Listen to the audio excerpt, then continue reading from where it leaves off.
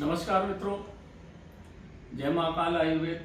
मेरा mobile number 9165823800। आज मैं कुछ बातें आपको बताने जा रहा हूं जो बहुत ही महत्वपूर्ण है और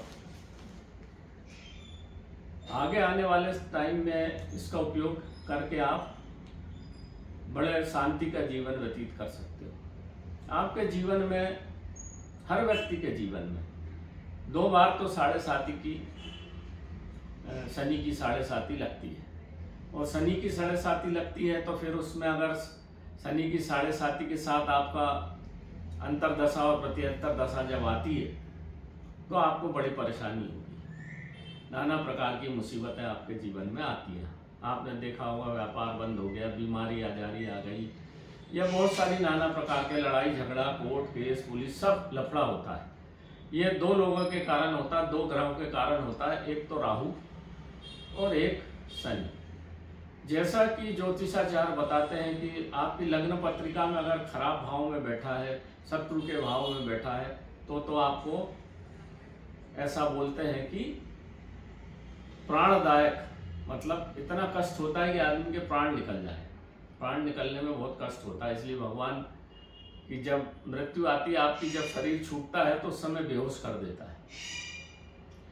तो राहु केतु दोनों जो है बड़ा कष्ट देते हैं। कई ज्योतिषाचार्य का मत है कि अगर अच्छे घर में बैठा है, शत्रु के घर में नहीं बैठा है, तो आपको लाभ देगा, जरूर लाभ देगा, पर आगे की बात नहीं बताते हैं आपको। फिर अगर पैसा आ गया, शनि के अच्छा है तो आ गया, राहु अच्छा तो कभी होता ही नहीं। छाया ग्रह है राहु, और ये शनि भी छाया ग्रह माना जाता है।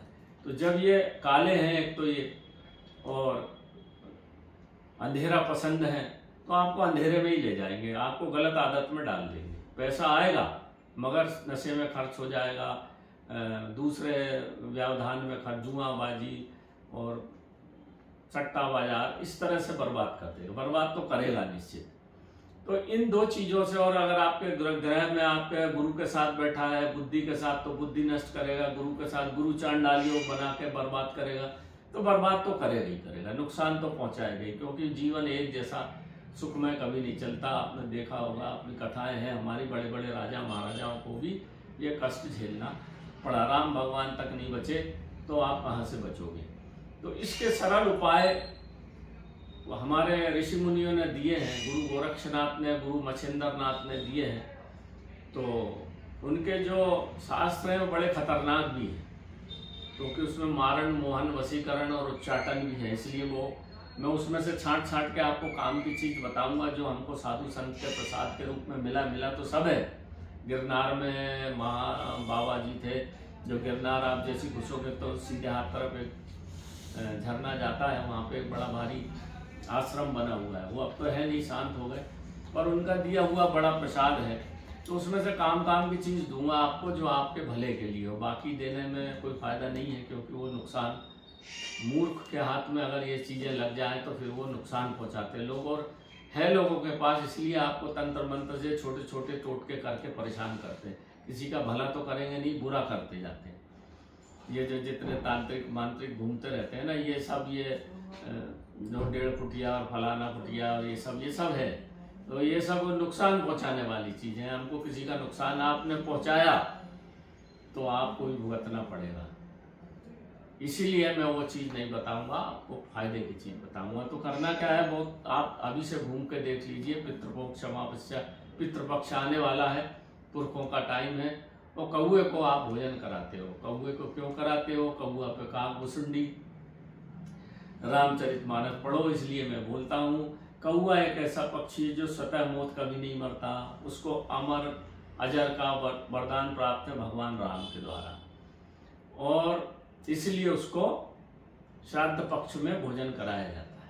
आजकल तो दिख ही नहीं रहे सब, ये जो सफाया दवाई डाली गई है इससे कीड़े मरते हैं, और उससे खाने से कौए भी समाप्ति की ओर आ गए। गौरैया तो हो ही गई, अब कौए का नंबर है।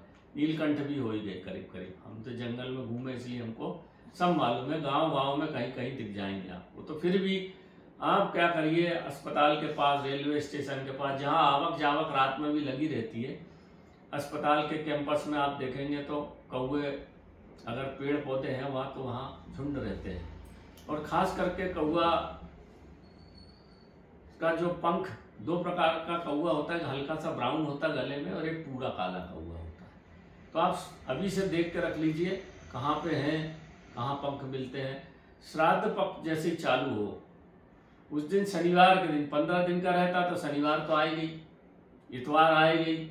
शनिवार के दिन शाम को देख कर जाओ कि यहाँ पंख पड़ा है और उसकी थोड़ा दीपक वीपक जला के और थोड़ा सा प्रसाद डाल के चने फुटाने डाल देना, तो कौवे खा लें जिसमें सवेरे। और सुबह इतवार को नहा धो के आप जाना और वो कौवे का पंख उठा लाना, किसी से बोलना मत, नहा धो के जाना। एक काले कपड़ा ले जाना, उसमें लपेट के एक छोटा सा अगरबत्ती लगाना नहीं, अगरबत्ती जलाना नहीं चाहिए, धूप वूप दे देना और छोटा सा थोड़ा सा चिरौंजी पिचानी का फुटाना डाल देना, गेहूँ के दाने डाल देना या आटे का प्रसाद लगा के, या पूड़ी घर से बना के ले जाना, बहुत अच्छा रहता है। पूड़ी 7 पूड़ी बना के ले जाके वहाँ डाल दी और पंख ले आए। उस पंख को काले कपड़े में ही बांध के, काला धागा बांध के उसी दिन लाए, उसी दिन अपने घर के मेन दरवाजा जहाँ से आपका अंदर का प्रवेश होता है, देहरी जहाँ होती है, देहरी बाहर का गेट नहीं, मेन जिसके अंदर आप घर में प्रविष्ट हो जाते हो, उसके मेन डोर पे ऊपर बांध देना। जब मेन दरवाजे के ऊपर बांध देते हो आप, तो घर में शनि कभी प्रवेश नहीं करेगा। और भगवान राम की कृपा है कौवे के ऊपर, तो भगवान राम की भी कृपा आपके ऊपर होने लगेगी। तो जिसके ऊपर भगवान राम की कृपा हो, फिर उससे सारे दुख दर्द दूर हो जाते हैं। शनि आपके घर में प्रविष्ट ही नहीं करेगा। इस प्रयोग को करिए मित्रों, ये बड़ा सरल प्रयोग है और इसको करने से आपके जीवन में चाहे शनि की 7.5 चल रही हो, चाहे आने वाली हो, चाहे अंतर प्रति अंतर कुछ भी चल रही हो, आप इससे मुक्त हो। लग तो लोग बोलते चिड़िया को, कौवे को खाना खिलाओ, दान, अब कौवे मिलेगा ही नहीं तो खिलाओगे कहाँ से। इसको कर लो, ये मच्छिंद्र नाथ का प्रयोग बता रहा हूँ आपको। उनके बड़े सावर मंत्र है, अभी एक और डालूंगा बाद में मैं मंत्र का प्रयोग। तो ये छोटी छोटी चीजें का ये है पक्षी तंत्र। गुरु गोरक्षनाथ ने पक्षी तंत्र भी लिखा है, जानवर का तंत्र भी लिखा, हर तरह के तंत्र मंत्र का बड़ा विज्ञान है।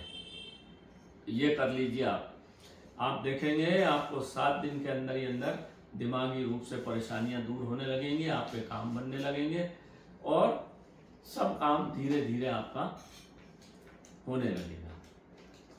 दूसरी बात, अब एक चीज और है, कौवा हमेशा घोंसला बनाता है, देखिए या तो नीम के पेड़ पे बनाएगा या पीपल के पेड़ पे बनाएगा, 2 पेड़ पे बनाता है, देखना आप हमेशा। कभी कभी आम के पेड़ पे बना लेता है।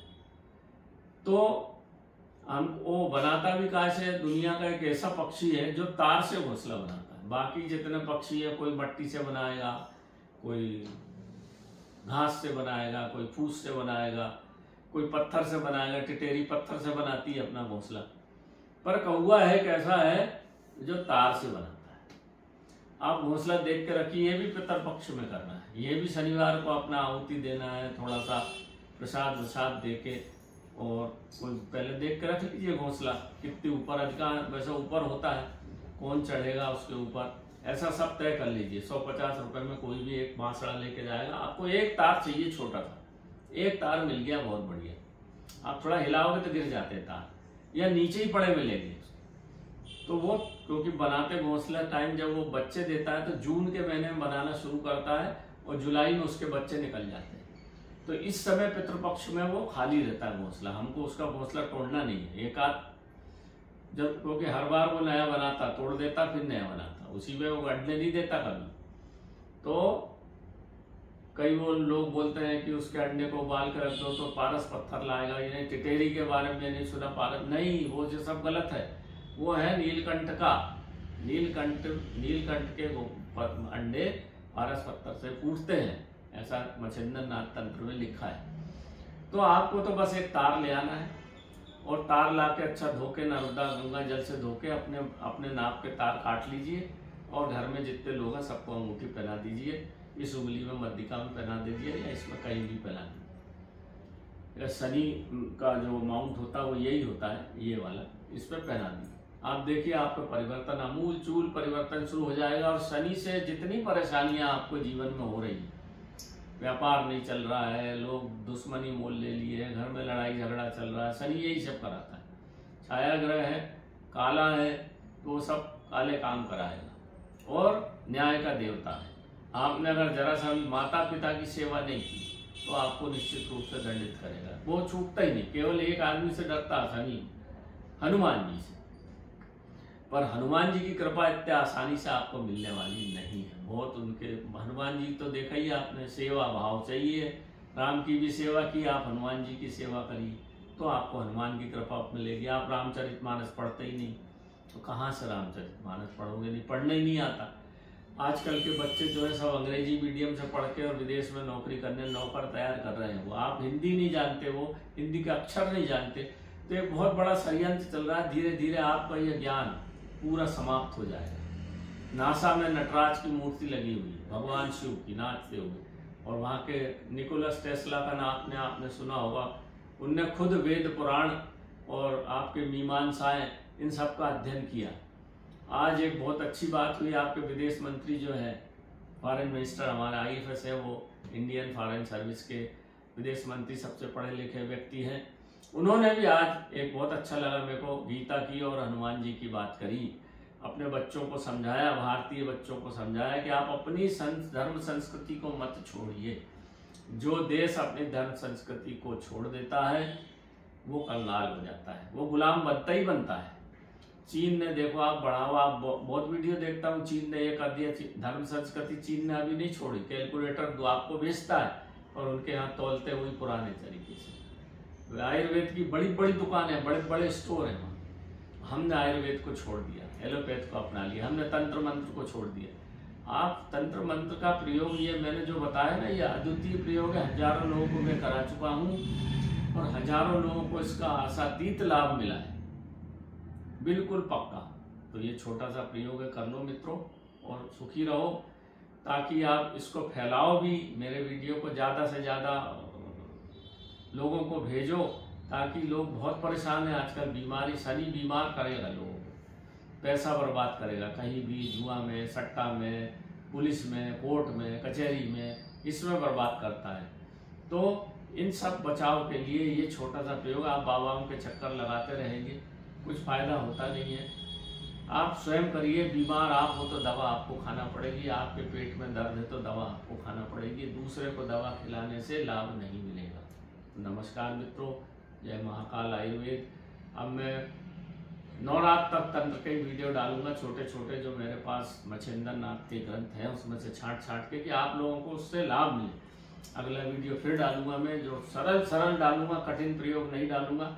आप करेंगे तो आपको निश्चित रूप से लाभ मिलेगा। इसमें जात पात का कोई झंझट नहीं, कोई भी जाति का आदमी इसको कर सकता है। तो नमस्कार मित्रों, जय महाकाल आयुर्वेद। नमस्कार। आज मैं अकेला हूँ, इसलिए आने बैठने में थोड़ी सी दिक्कत होती है, पर वीडियो डालना भी जरूरी है, नहीं तो समय निकल जाएगा। तो इस प्रयोग को करिए, मेरे वीडियो को सब्सक्राइब करिए, सबको बताइए, ताकि आपका भी भला हो। आप जब किसी का भला करते हो तो आपका भी भला होता है, ये पक्की बात है। आप यदि किसी का नुकसान करोगे तो आपका भी नुकसान होगा। इसलिए मैं उसके जो गलत प्रयोग है वो नहीं डालूंगा, क्योंकि उसमें ऐसे ऐसे प्रयोग है कि एक मंत्र से आदमी मर जाए। आप यहाँ प्रयोग करो, दिल्ली में बैठा आदमी का नुकसान कर सकते हो, परंतु वह मैं डालता ही नहीं हूँ, वो मैं डालूंगा भी नहीं, क्योंकि उससे अपना भी नुकसान होता है जो व्यक्ति करता है। क्योंकि बाबा जी ने मुझसे कसम खिलाई थी कि आप अच्छे प्रयोग डालोगे, तब उन्होंने मेरे को ये सब ज्ञान दिया। तो लीजिए मित्रों, ये वैसे ही चला जाएगा, इसलिए आपको दे रहा हूँ ताकि पूरे भारत में लोग इसको समझें और इसका लाभ। छोटा सा प्रयोग है, करके तो देखो, लाभ नहीं मिले तो फिर मेरे से बोलना। आप निश्चित रूप से मैं 100% गारंटी से बोलता हूँ, बिल्कुल लाभ मिलेगा और सब समस्याओं से आप मुक्त हो जाएंगे। नमस्कार मित्रों, जय महाकाल आयुर्वेद।